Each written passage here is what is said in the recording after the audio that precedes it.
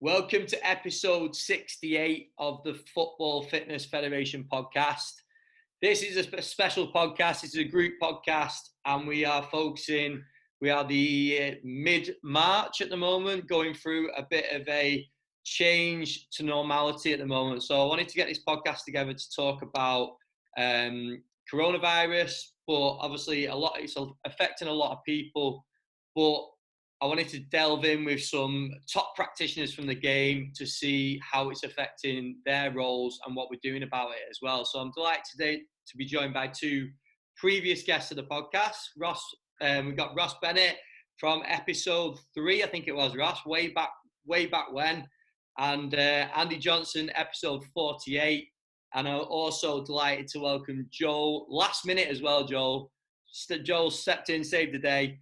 Joel Carter, the lead sports scientist at Millwall. So, lads, thank you very much for coming on. I'm just going to go to Joel first because I just mentioned that Andy and Ross have been on the show before. But, Joel, let's just go into your background a little bit. Just give us a little bit of brief history on where you've been, what you've been up to, and what you do currently with Millwall. Yeah, sure. So, brief history. Like many others in the field, failed footballer, turned into the next best thing for me was to work in the game itself. Spent a lot of time interning as a young student, really, back in Australia.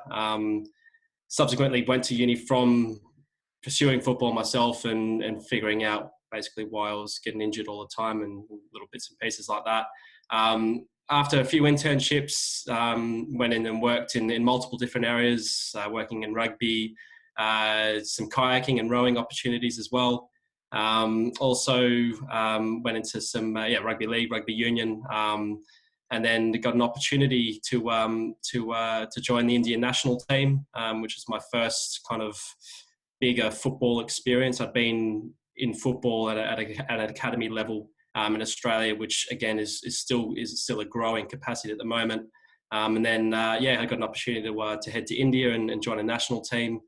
Spent a couple of years there, and then at the end of my contract, I decided to basically risk it all, kind of, and come over here and give it a go. It took a while to find something, and sort of when I did, joined Millwall at an assistant sports science capacity, and pretty much worked under some fantastic practitioners. Still am.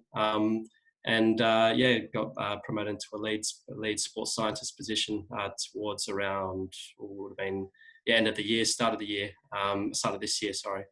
Ever since, been relishing the opportunity of contributing to a first team sports science and 23s perspective all the way through. Awesome, mate. And we're going to just run through everyone on the sort of the current situation, because like I don't know where your players are at, whether we're in training at the moment, whether we're not. And I know I spoke briefly to Andy before about what the script is at Shrewsbury. But Joel, just to start with, what's the current situation at Millwall? Are you guys training? Are you not? Like, where are the players at? Yeah, so our last structured training session was on Friday. We then have had the last 4 days off. So that's been a challenge within itself. Initially, we had a feeling that this was coming, based off some of the press that was coming towards the end of last week, and even through to sort of around the start of the week, where we had Champions League ties being played behind closed doors and stuff like that. So myself and my head of performance had an idea of where this was going to head anyway, and then we pretty much just had some contingency plans in place for when that did happen, and that's based on predominantly isolated training for the near future anyway. So the lads have been working through both first team and 23s through some isolated training schedules or programs based off a couple of apps that we've been using. That's basically just keeping on top of those individuals and collective teams, really. And then we'll be back in the training tomorrow for the next few days until the international break was due to start, where players will have some additional time off as well. Cool. And then Andy, let's move on to you. So do you just want to give a breakdown of where you guys are at the moment and what's currently happening? Yeah, of course, mate. Yeah. So we, our first reaction that we had to make was obviously on Friday when the EFL suspended the fixtures. So we went out and trained as normal, adapted the session slightly because it was a heavily tactical day and there was obviously no reason to really do that anymore. So we made it a bit more of a physical day. And then on the back of that, we've kind of given the lads a period that almost looks like a winter break, I suppose, for the first time. You know, like the Premier League teams have just had, we've given them a little period of downtime where we sent them away with a programme. So we basically said, look, we'll see you a week on Monday, gave them about 9 days off, but sent them away with 3 levels of programme, depending on where you sit with regards to how many minutes you played and things like that this season. So we had some that were on a maintenance programme that was loaded, some that were on a maintenance programme that was unloaded because they've got slight issues, and some others that were still trying to develop some fitness. So, yeah, we sent them away with that. But even that, to be honest, has had to change over the course of the change in recommendations from the government and things like that, because I think we're all adapting day to day at the minute. Sorry about that. Let me switch that off. So, yeah, I think we're all adapting day to day. So even the programme I sent out to them over the weekend for them to complete this week has had to adapt because players have got in touch and said, look, on the back of the recommendations, I'm not sure I'm happy to go to the gym. And we've just said, look, as a football club, we want to support you and not put you in any sort of risk or anything like that.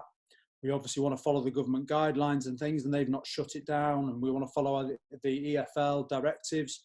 And they've not told us to shut it down, but if our players aren't comfortable with it, we don't really want to put them in a position where they're not happy. So I've had to send out another program today that allows them to do a home-based program. So it's all adapting all the time, and it's evolving really quickly, and we're all just having to keep our ear to the ground with regards to what the EFL and the government are saying, and try and do at least meet their requirements, and also make sure that we're comfortable, that we're giving our players the best care that we can to keep them out of harm's way, really, and obviously maintain their status as elite athletes.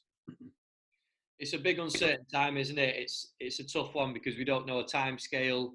And to be honest, when we ever been through anything like this before, it's a really uncertain and tough time, isn't it? But Ross, if we just move on to you, because we've got Andy and Joel that are with a first team. Ross is from an academy perspective, so it'd be great to get a little bit of balance between first team and academy. Ross, what's the current situation with QPR? Yeah, Ben, similar timelines to what the guy said, really, in terms of Friday was the last day the guys were in. We kind of, obviously from the first team point of view, they've got to maintain a level of performance because they're going to be hopeful. Well, the government might change that now, but they were going to compete on the 4th. But from the academy point of view, we're taking a real precautious approach, and we've not really given them a time frame to come back in. So similar to the guys we've given programs, we just isolated them from a program perspective straight away. So everything to do, they could do at home, bodyweight work, endurance work, kind of runs that they could do on their own. We didn't really give them any gym work to do in terms of strength and power, which obviously isn't ideal, but we kind of came to the decision that we wanted to just take the biggest kind of precaution for their health, really, and their family's health. So all the 23s and down are doing programs independently from cardiovascular work. It's an opportunity to work on some underpinning physiology that we wanted to improve and get some VO2 max work in there and get some longer aerobic work in there, and also to kind of switch the gym work to more endurance-based stuff. So we're just playing it by ear, really. 23s down. First team are due to be back in Monday, so they were given 10 days off. But the way things are going, my opinion is I don't know if anyone's going to come back this season to play games anyway. So, yeah, we just kind of really precaution. We're getting people to feedback through apps, through WhatsApp, on top of their fitness, but it's a real time of uncertainty for everyone, I think. Yeah, definitely. And Joel, just to go back to you, I know you mentioned before about using certain apps and technology to link in with the players. So do you want to just go into that and break down what you guys are doing from that perspective? Yeah, I think, I mean, from a global perspective, we use apps like WhatsApp just in general to communicate with players and groups. And then for this particular situation, we've just used a simple app, Strava, that's been quite effective for us, particularly when we have players that have gone back home to multiple different areas across the country. So setting them their programs, albeit some are slightly different to others, similar to what Andy talked about, just them in regards to sort of players that have played more minutes than players that haven't, players that need a bit more than others or don't. And then it's really just the simplicity of feeding that back in through an application, and then from our perspective, being able to track that and monitor that coming back into an integration into training, which has been, to be honest, it's been a lot clearer and a lot easier as someone that I'd heard of Strava before, but I wasn't currently using it. I was using a different app, which is just like a Garmin app for some of my external work that I do individually. But for this to be able to have like the ability to set up a team or multiple teams, and then have even some sort of individual competition within that throughout a time period where it's been quite sort of serious in for many reasons, of course, but it's been a good little challenge for them, something different as well than the environment that they've been used to coming into as well. We've had a really positive impact from implementing that so far. And it's certainly a time for opportunity, like Ross said, isn't it, to develop certain qualities that we possibly can't do in season. I think one of the big things that I wanted to dive into with this is like preparing for uncertainty and preparing for something that we don't really know. So Andy, to go back to you, like how are we constantly adapting? I know it's a really tough question because we don't know whether that's going to be in a week's time, players going to be available or they're not. Like, what's your mindset around it, and what's the sort of plan going forward? It's really, really difficult. So originally, that 3-week timeline came out. I think our next game that are due to play is the 4th of April against Sunderland away. So we saw it as an opportunity. I think since Christmas, we had a 9-week period where we had 7 double game weeks. So originally we kind of just looked at it and went, brilliant, we can give the lads a little bit of rest, and then we can have 2 weeks to build up into that next fixture. But as kind of Ross touched on, I think there's, after PM's address yesterday, I think there's massive uncertainty over whether that will go ahead now on April 4th. I think all of us as practitioners are quite happy to have adapted to that 3-week timeline. But as you say, going beyond there, no one has really any idea of what timelines we're looking at, whether we're now getting players ready for some sort of interim season where we finish this one off, whether we're now getting players ready for next season and this one's going to end up not really being completed. We just don't know. So I'm just in touch with stakeholders every day. As the lads have touched on, we're in touch with the lads on WhatsApp. We've created a Strava group as well for the lads to record their work on, and we'll just have to keep updating the timeline as and when we can, and try and keep it, as I've already touched on, as safe for our athletes, staff and their families as possible. But yeah, it's a challenging time that I think, never known anything like it. And one thing that I have done is touched base with contacts in the game to kind of have a meeting similar to this, which is why I wanted to come on and speak, because I think for the younger practitioners as well, or even for the more experienced ones, it's never been a case like this in the past, and nothing's necessarily the right timeline or the wrong time or the right program or the wrong program. It's just a case of all of us communicating and trying to do the best for our athletes, really, and adapting as we need to when it happens.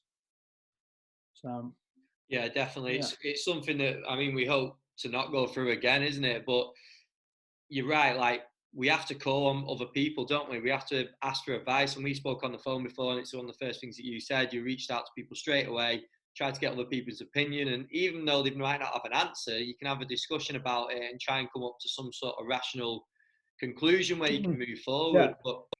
Yeah, definitely. And, as I say, I spoke to those people, but that didn't necessarily affect what we've done. It just kind of gives you a global idea of what's going on out there and how other people are using the time.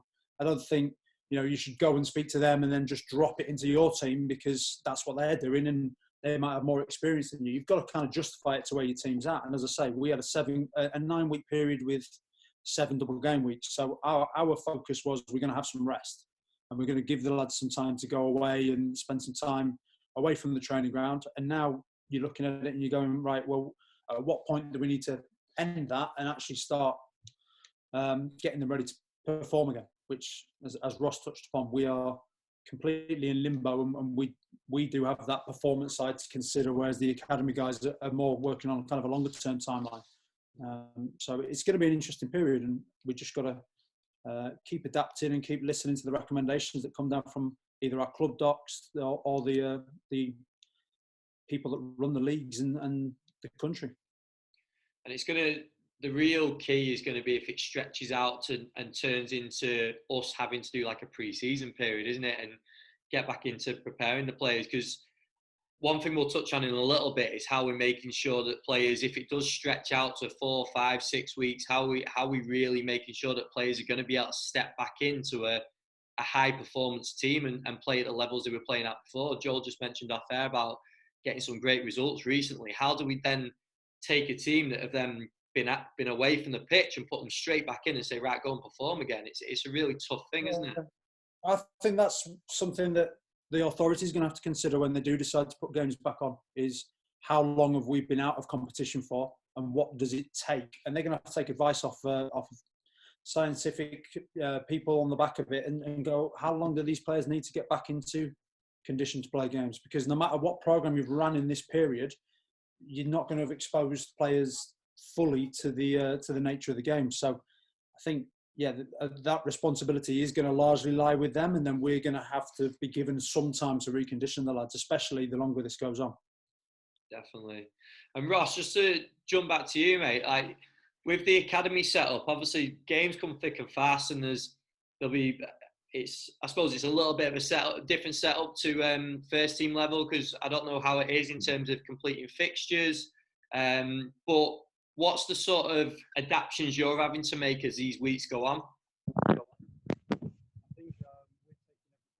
Week, Ben. So we've given players programs from 15s up to a week's program, basically saying do this program for this week, and we'll update you maybe Saturday, Sunday night with another week program or so on. But games have all been called off. I mean, we have to think about health now and kind of the games and stuff. Unfortunately, the football and stuff that we really love comes secondary at the minute. So we can't have all loads of kids travelling from all over London, tubes and buses and coming into the academy when, maybe the people who are vulnerable aren't working at the club, but we just have to be safer than sorry. So the way I see it, although not confirmed, is games will just be finished for the season, I think, from 23s down. So it is going to be, like you said, longevity and clever in your programme and making variety, keeping players motivated. But I just probably see this merging into the off-season and then preparing for players to come back in June. So... And then with some of the younger players, obviously it's not as easy just to jump on a WhatsApp group and stay in touch with players that way. So what's the communication with players in this period? Yeah, at the moment, from, let's say, 13s, 14s down, they're still at school. So it's still engaging activity that you can do at school, still engage in lots of different activity, multi-sport, use it as an opportunity to explore different sports, etc. If that then closes, that's going to be the issue, because keeping them active in an uncertain time where they can't go and play with their friends, they can't go and play around the park, which it could get to that point, that's going to be a bridge we're going to have to cross. Because like the guy said, when they come back, even though they're kids, there's going to be a massive spike in some injuries, I think, if we just go from such little activity to even training 2-3 times a week. Yeah, and that's the danger, isn't it? And it's like what Andy said, we need the right people to make the right decisions in terms of fixtures and putting players back into that environment. It's not as easy just to drop them back in after they've been doing a little bit of bodyweight stuff at home, is it? So, Joel, to go back to yourself, mate, like, what's the sort of mindset for you? Like you talked about before, getting some good results recently. So with the players, like if you do, hopefully we get a good period to prepare them. But if we don't, like what's the sort of setup from there? Sorry, mate. Can you just repeat that? My housemate just came in for a second. Oh yeah, no. I was just saying. You mentioned before about getting the few good results. Obviously before this break, what's the sort of mindset for yourself when players get dropped back into to games? Well, hopefully get dropped back into games if we don't get a period to prepare. So if it's a short term period, what's the sort of script and the structure from there? Yeah, I think it very much depends. I mean, my mindset's the same as the players at the moment. We want to be able to be playing games as soon as possible from our perspective because we're playing well at the moment. But factors that are out of our control means that we cannot do that at this stage in time. So I think from moving forward, I think being able to manage the actual lows of the players and making sure that there's not too much of an increase or a quick spike in how they integrate back into training and then into a game straight away. I think that's going to be a key for this shorter term period right now. I think managing and giving the players information on how they can better equip themselves coming back into an increased training load is going to be more important more than now than ever. I think moving forward for the next sort of 2 to 3 weeks, if there is a period where we do come into games, it's something that the governing body does, and I know Andy touched on it just before. It's something that the governing bodies do need to take into consideration and may need to outsource to some external and internal people within the game as to sort of the risk factors involved in that. Because they are largely very different from having a period out to then playing some you're playing championship games, you're playing League One and League Two games and Premier League games. These are big games, and at this stage of the season, at a lot of there's a lot riding on these games as well. So it also increases the intensity and the overall impact of the games coming up. So definitely something that needs to be looked at from not only our perspective, but also the governing body's perspective as they come into training. Yeah, definitely. I think it'd be good as well to just sort of delve into your planning of a player's programs. I've spoken to a few coaches today, and they all seem to be up to here in terms of getting programs out there to players. And I think it'd be good to sort of break down the approach that you guys are taking with players, and also the approach that it's been when they've had access to a gym and for potential lockdown as well. So if players do get locked down and we're stuck in the house, what's the approach from there? Start with you, Joel. Yeah, I think being in lockdown, I think there is still scope for players to be able to train isolated, whether that's at a park locally or something like this. But if something happens to the extent of where we'll have to have players isolated training for an extended period of time beyond this 1 or 2 week period, I think there is definitely more onus on maybe decisions being made about calling the season off. Really, I mean, I just don't understand how there can be a situation where you have an extended period. It's where does this extended period of time, where would it go to in regards to sort of how our guys are getting their stimulus into their training? I think the longer it goes on without monitored training, without training with the equipment that we have set up for them to be able to monitor and to be able to expose them to the high levels of training that they need in order to prepare them for a match, I think the longer that goes on, the more danger we put them at when they come back into match situations. And then to move on to you, Andy, do you want to break down the approach that you've taken with the programs that you've given the players? Yeah. So as I mentioned before, we have three levels of programming. If you've played a lot of games, but you haven't got issues that mean, going out and doing straight line running or anything like that might cause you a problem, then you're in a maintenance group that have got loaded conditioning and probably more strength sessions than we've been doing because of the amount of competition we've been having in League One. We've got another group that are some of our senior lads that have got a few issues and are deep into the season, so they're on a maintenance maintenance program in terms of their aerobic fitness that's unloaded or less loaded. And then we've got a development group who've got the same amount of gym, and they've probably got an extra couple of sessions in there in terms of doing pitch-based work. And that varies from whether they're doing straight line running, whether they're doing some small area conditioning, some larger, just trying to keep a general stimulus of everything we've built into them going at this time. As I said, I've developed a program for the guys to use at home if they don't want to go out into the gym, and that's not a problem. So we've distributed them literally this morning, just as things start to escalate. But going back to the bits you just talked about with Joel there, I think if we do go into a state of lockdown where you can't go out and do running or can't, that's when the season, like, there's no point even talking about continue on. We're talking about, a risk to life and things much, much, much bigger than football. And at that point, it's more about kind of letting the players just do whatever they need in that time and coming away from exercise or whatever they have to do. We can keep things going as much as we can at home, but I wouldn't even worry too much about it. And then let's get them reconditioned when we actually do have a season in place, because it pales in significance to what's going on out there. So at the moment, yeah, that's what we've got in place, and it's just going to be a case of adapting as we go. But yeah, that's where we're at, really.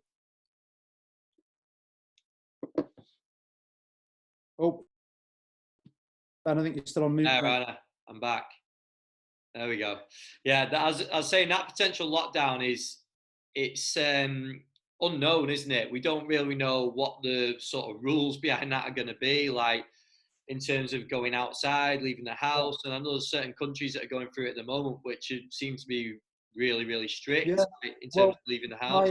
My friend's girlfriend's Italian, and they can't leave the house now without a document to say that they're basically going shopping. They have to have gloves on. They have to have a mask on. They're only allowed one pair of shoes to wear outside, and they have to sanitize them when they get back. So, I mean, when you start talking in those sorts of terms, exercising outside becomes a very minimal worry, doesn't it? It's just incredible what's going on out there. So, yeah, as I say, we're going to program as much as we can and keep the lads fit and keep the lads strong and healthy. But as soon as it gets something like that, I don't foresee myself and the gaffer and everyone like being on at the lads about their fitness. At that point, it just becomes, do whatever you can, maintain whatever you can, but anything outside of it, we just got to pick up the pieces when we get out of this, really. And what about yourself, Ross? So talking about potential lockdowns, what's the sort of mindset and approach to that for you guys? Yeah, I guess at the minute we're on the presumption that we can still go out and run outside and use parks and stuff. So I've kept a few things back. I've started at kind of a basic level, so physiologically looking at some longer aerobic runs, and which gives us a few weeks where we can program kind of stuff, because I foresee that it's definitely going to go on for a few weeks. And that's the same for the gym stuff as well. We've kind of stripped it back to kind of basics so that we've got stuff up our sleeve to reintroduce, to kind of add a little bit of variety over 3 or 4 week period if we need to. But I totally agree with Andy. I think that if it gets to a point where we're at lockdown and health is number one priority, we might be able to give them a couple of sessions to do advice and maintenance, body weight stuff, some home video stuff. But that's going to be last on the list of keeping everyone safe. And I think then you've got to respect the lives of the players and the families as well. Yeah, definitely.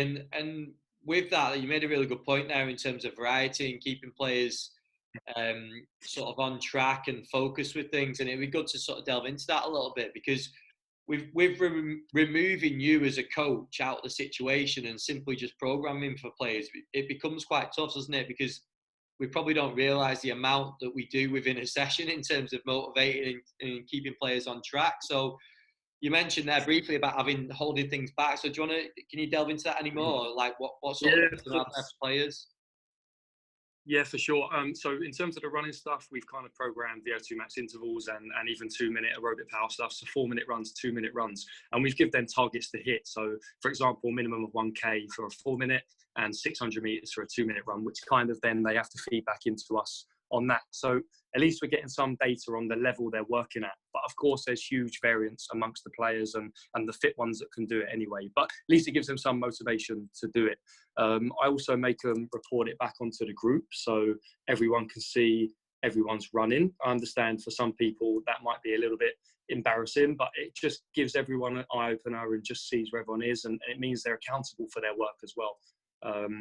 In terms of that physiology, then we can then progress that really simple to doing, shorter, more intense intervals, 1 minute intervals, 30-second tempo type running, mass type running, Tabata type work, repeat sprint stuff. So we've got lots of weeks where we can start to program variations of this to make it more interesting for them and to give them a different stimulus as well.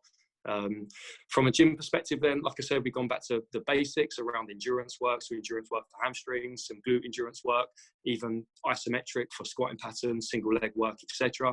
And you can progress that to introducing some bodyweight eccentrics over time, make things in the frontal plane, work the adductors a little bit more, and just start to give them something different as the weeks go on, because I guess the endurance kind of stimuli isn't going to be enough over time to keep them progressing. So with the science hat on, there's things up my sleeve that I can kind of give them over the weeks to come. But as Andy said, we're monitoring the situation, and that goes out the window essentially if things escalate. Yeah, definitely. Joe, what about yourself, mate, in terms of keeping players on track and motivating players, and what's the sort of approach from you guys?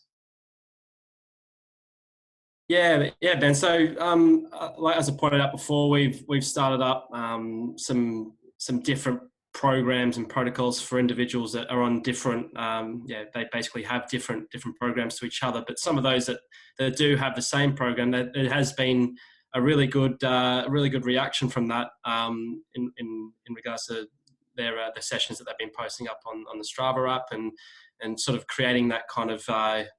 I guess, in that inter sort of, in the competitive kind of streak with them, it's really been a positive for us throughout a period where, yes, of course, we don't know exactly how long this is going to go on for.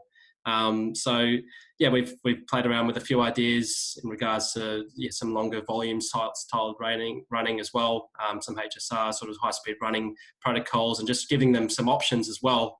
Has been the key for us. So particularly with our first team group, we've been able to give them additional options for what we want. We know what targets we want them to hit within the session, but we can give them different variations of those on how to, of course, we have total distance targets for each individual, but we have 2 or 3 different ways of going about achieving that.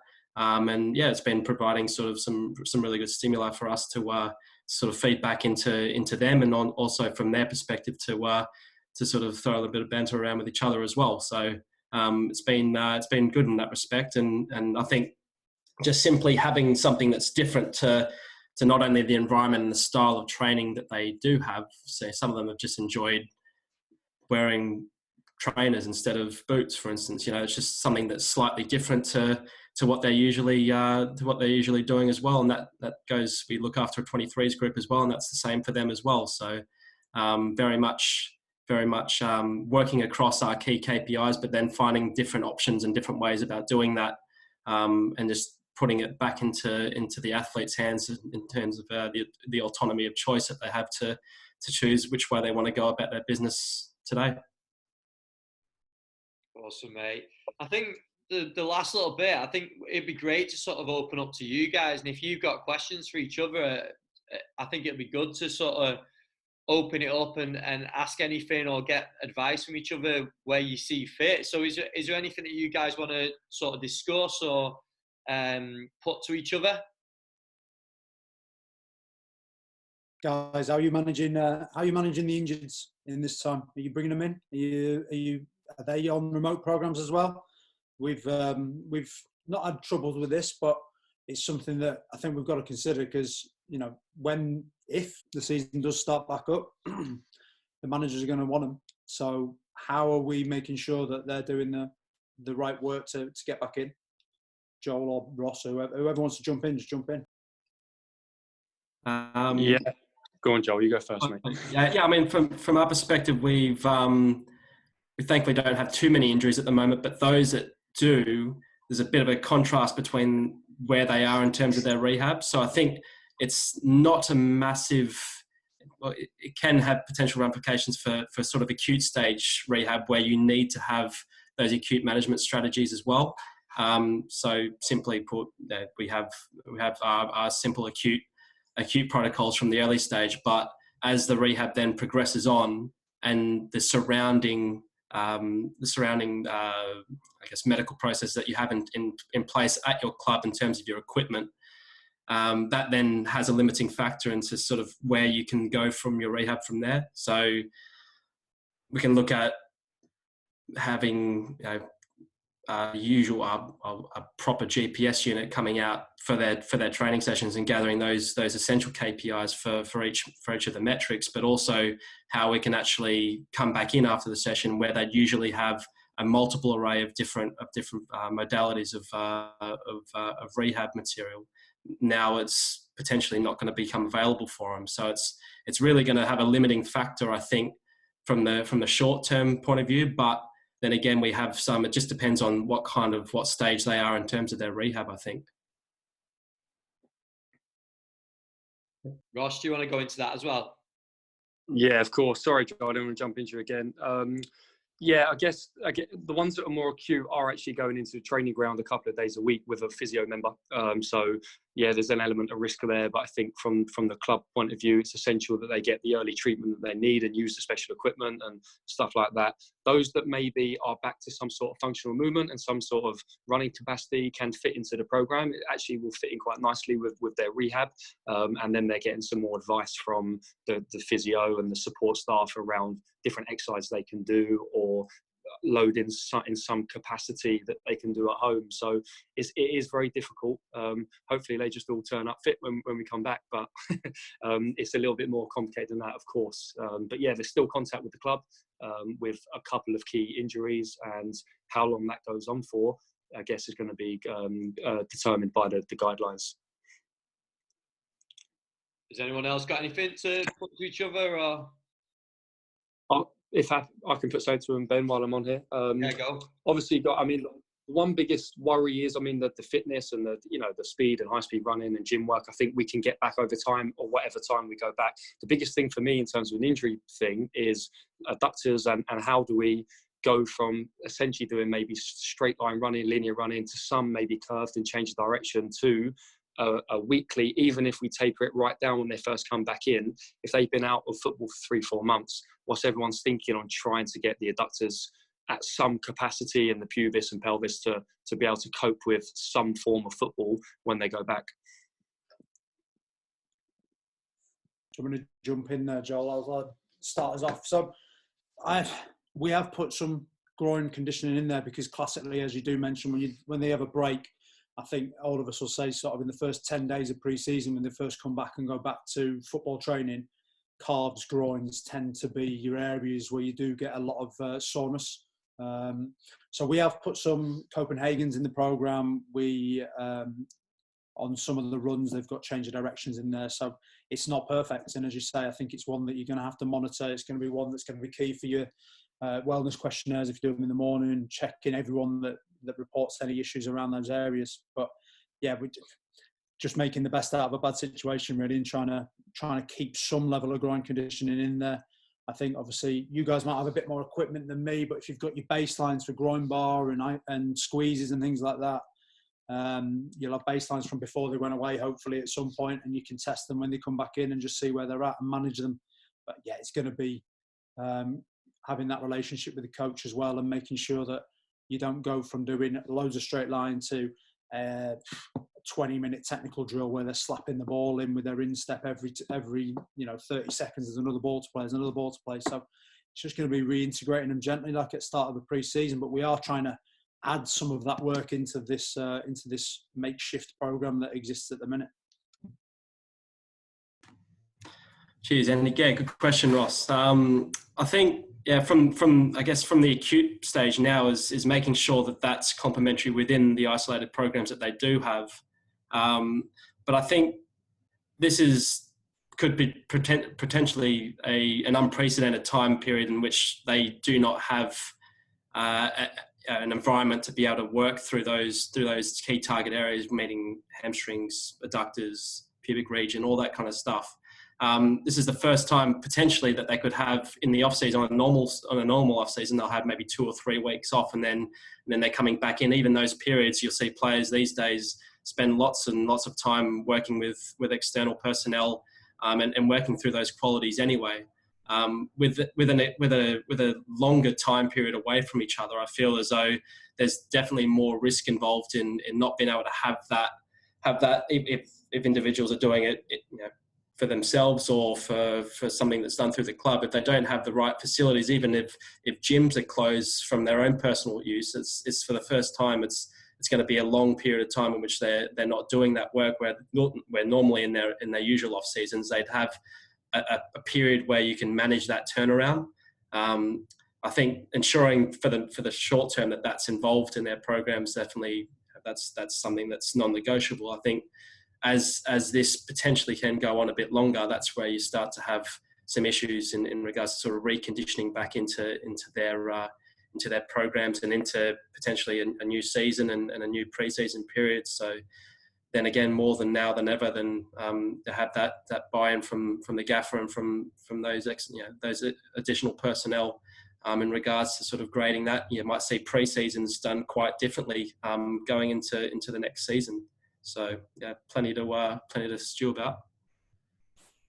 Yeah, cheers, guys. I just wonder quickly, Ben, just to extend onto that, is at what point then do we, whilst we can still get out and about, do we incorporate some technical work into it and start? Because the strength work and the adducts work is essential, but there's nothing like repetition of passing or twisting, turning, in which we can only mimic so much. But is it worth us actually getting them against the wall and getting them to do 30 passes on each leg and stuff just to maintain some sort of specific condition, I guess? Yeah, I think definitely, Ross, especially in the situation you're in with academy players, their ball mastery is massive for them at this stage in their development, especially for the younger age groups. So yeah, I think definitely should be doing that sort of work. And in terms of with the first team lads, I think it depends how long this goes on. I think ideally, yeah, you can send them out there and get them to do it, but I think the longer this goes on, there's going to be a need to get them out there on a ball somehow.